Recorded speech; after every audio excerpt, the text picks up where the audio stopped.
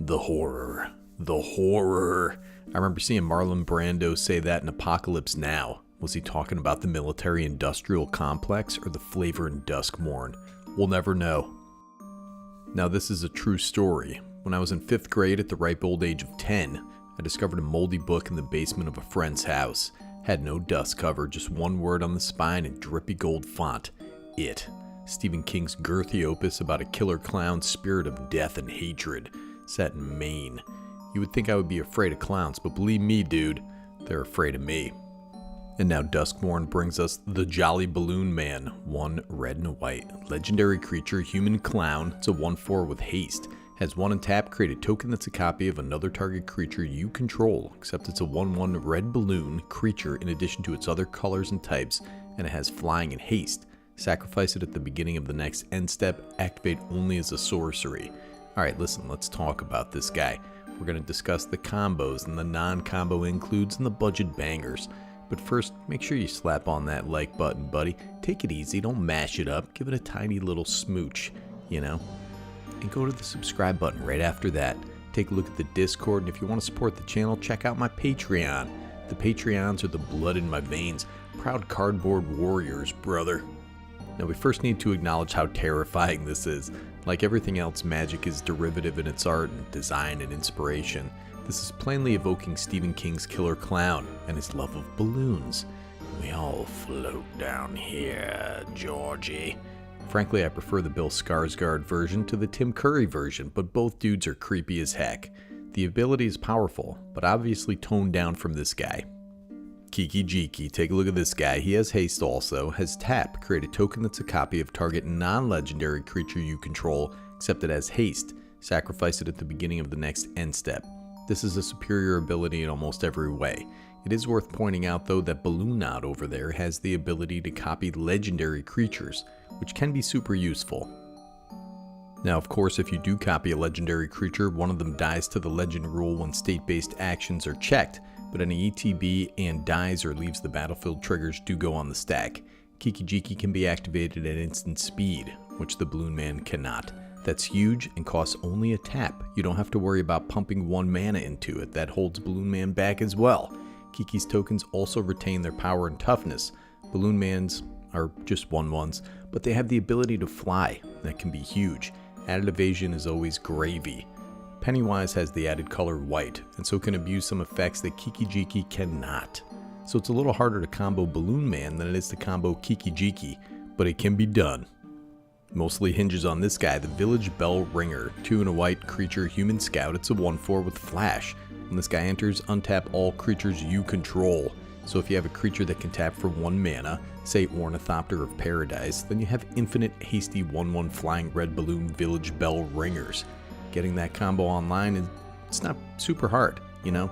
You do have artifact tutors in white and red, and some creature tutors like Imperial Recruiter. You do have Gamble. I would think Mana Dorks are great, you know, I love them anyways. So I would run this combo as an incidental combo win, but probably wouldn't run all the tutors, you know, especially in a budget deck or a 75% deck. Imperial Recruiter is up to about $10, but he has that cool Black Myth Wukong Swazi armor, or whatever you call it, Swazi armor. So can we abuse something like Staff of Domination? So this is 3 generic mana artifact, has 1 untap it, or 3 tap untap target creature. So for 4 mana you can untap it and a target creature. So yeah, we can kind of abuse it. You know, Staff is only about $4. It's a great combo enabler, but how do we make the requisite, you know, 5 mana, 4 mana to untap it, untap Balloon Man, and reactivate its ability? Well, we do have Mana Echoes in red, 2 red for an enchantment. Whenever a creature enters, you may add an amount of colorless equal to the number of creatures you control that share a creature type with it. So you need some mana to start the chain reaction, you know, and then you're adding balloons and they're adding mana, and then you add more balloons and they're adding mana. Is this a practical combo? Yeah, I guess, dude, if you're starting out with like 8 mana or so, but your deck would have to be built in a certain way to enable it. Dig it out, and Mana Echoes is like $40. You know, by themselves, these cards aren't doing too much. You can also go pretty infinite with the Jolly Balloon Man, and Core Tapper and Magistrate Scepter. Again, this is a combo where the individual pieces don't do much by themselves. It's kind of a niche little combo. So how do we build this guy? You know, I put together a $85 semi-budget deck. You know, budget decks I usually try to stick between 50 and 75 bucks. This one I threw Kiki-Jiki as a couple other things into. But you know, we do want to build with ETB effects. Those are King and Commander. There's so much removal in these colors as well, and some non-colored removal like Duplicant.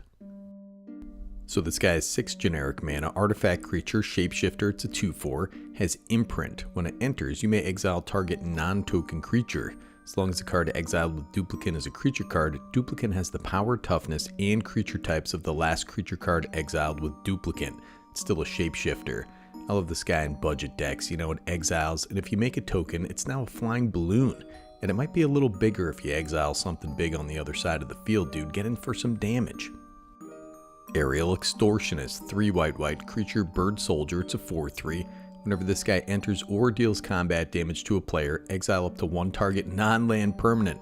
For as long as that card remains exiled, its owner may cast it. Whenever another player casts a spell from anywhere other than their hand, draw a card. Oh my god, dude, this is like a little mini board wipe. You make a token, exile Johnny Schmingle's best thing, then attack with the token in the original, exile 2 more things. It's brutal, man. When they have to rebuild on their next turn, you know, you're going to draw some damn cards, buddy. Look at this big behemoth out here, the behemoth of Vault Zero. This guy's drinking protein shakes left and right, probably hasn't pooped in 10 days. Has 6 generic mana, artifact creature, robot, it's a 6/6 with trample. When this guy enters, you get 4 energy.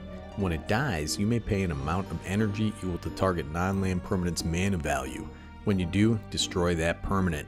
You may also want to include creatures that make tokens on ETB like this fella.